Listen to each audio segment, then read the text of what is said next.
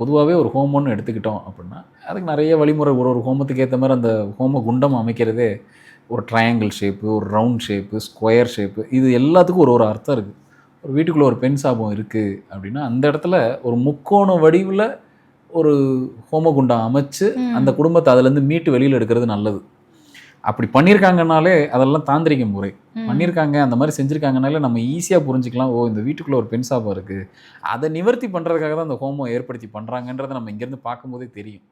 இப்படி ஒவ்வொரு ஹோமத்துக்கும் ஒரு முறைகள் இருக்குது, அது முறையாக செய்யணும். சரி, இப்போ இவங்களெல்லாம் கூப்பிட்டு நம்ம பண்ணுறோம் அப்படின்னா அதில் நிறைய பொருள், இடுபொருள் நிறைய கொடுப்போம். குறிப்பாக வந்து பார்த்திங்க அப்படின்னா அந்த ஹோம திரவியங்கள் போடுவாங்க, ஹோம பொடி, ஹோம திரவியங்கள்.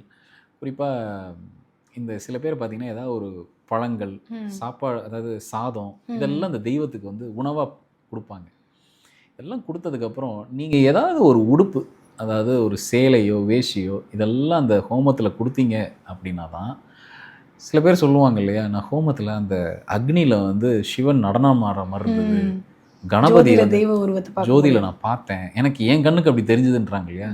இந்த ஆக்ருதின்னுவோம், அதாவது இந்த மாதிரி ஒரு வேஷ்டியோ சேலையோ இந்த மாதிரியான அந்த உடுப்பெல்லாம் கொடுக்கும் போது தான் அந்த இடத்துல திருப்தியாகி தான் தெய்வம் அப்படி வந்து காட்சி கொடுக்கும்.